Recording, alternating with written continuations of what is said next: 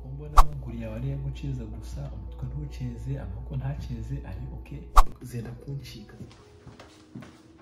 ziragata ubushobozi bwo kuba zasunika inkari hanze maze ibyo ngibyo bishobora no kuba byatuma uzajya uhora wisohoho buri gihe cyose bitewe n'utega amatwi yankubwire ingaruka zigera muri 5 zatuma ubuzima bwawe bujya mu kaga bitewe no kutaya kwihagarika kwawe. Tega amatwi nkununike.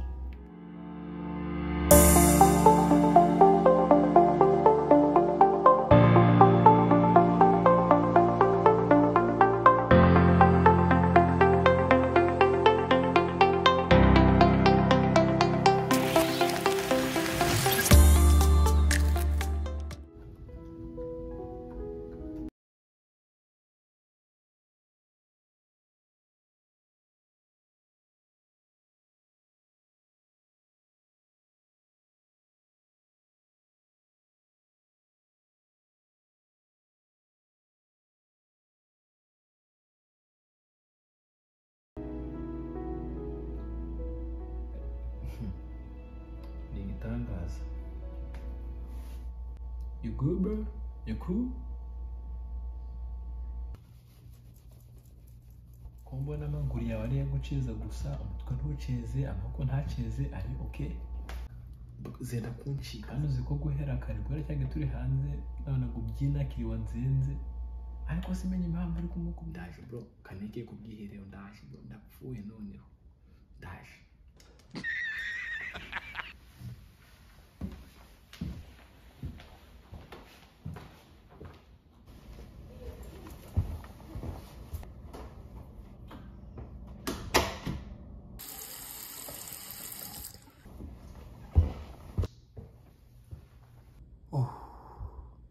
Buri gihe cyose ndakubwira ntiwumva uhora ntukanywe ndibamenye.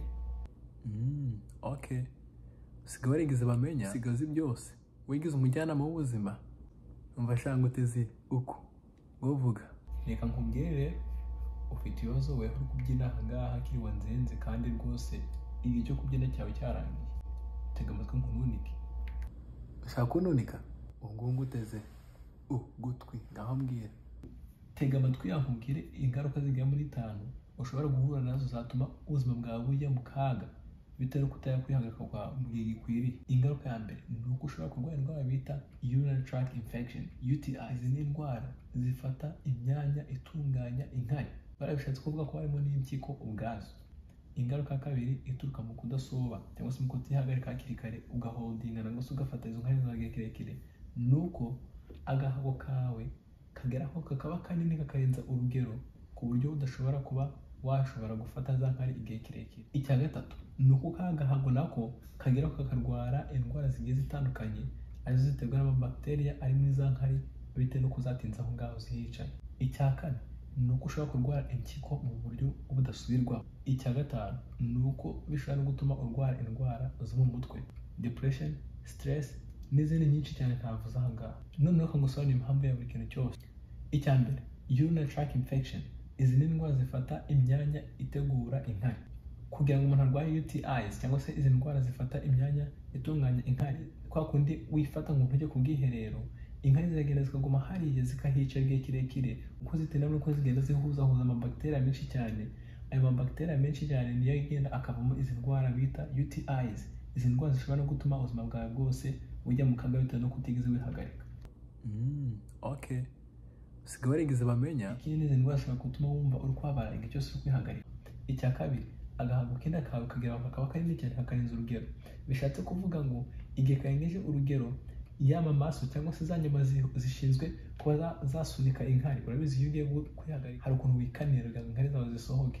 Bivuze ngo uko ndahora wifata buri kanya uruhago rwawe rugenda rukaba runini cyane ukarenza urugero ku buryo za nyama zisunika inkari hanze ziragata ubushobozi bwo kuba zasunika inkari hanze maze ibyo ngibyo bishobora no kuba byatuma uzajya uhora wisohoho buri gihe cyose bitewe n'uko uhora ufashe inkari udasohoka. Icya gatatu ni uko agahago kenda kawe gashobora kuba karwara indwara bita bladder infection. Izi bladder infection rero za bacteria na germs ziguma aho ngaho ziragenda zigatuma umuntu ahora yumva mu gasabo kenda ke arwaye akumva buri cyose harimo ibintu biko binyuraguranamo akumva harimo ibintu bigucana nk'umuriro uwo muntu aba arwaye infection ziturutse hehe muri za nkari yagumishije hehe hari bituma umuntu yumva ahora ashaka kwihagarika buri kanya igihe cyose ari kwihagarika kumva rwose ari kubabara mo imbere.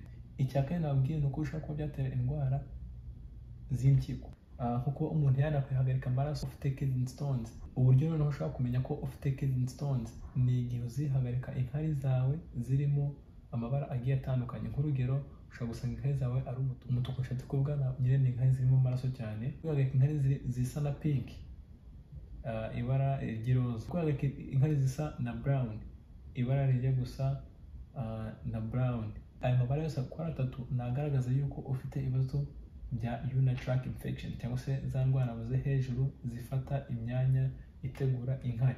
Ahari se ni gute wakwirinda izi ndwara zose? Ndakumva.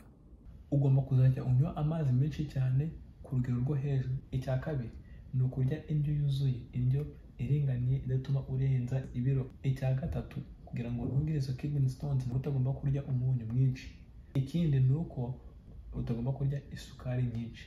Isukari iringaniye kandi ifite umwimerere.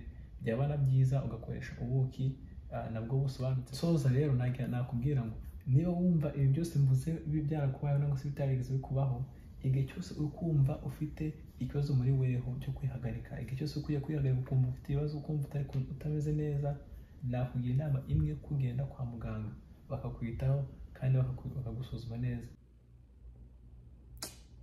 Kandi nibyo bikunda kumbaho. Ibi byose nkubwiye rero ntabwo ibyo nihimbiye, byose nagiye mbikora ubushakashatsi, byose biriho. Ahubwo icyo nakugira inama ni uko niba ufite experience muri kimwe muri bino bintu byose tangira uwiteho. Hariho n'imbuto nyinshi wakoresha kugira ngo wirinde izi ndwara.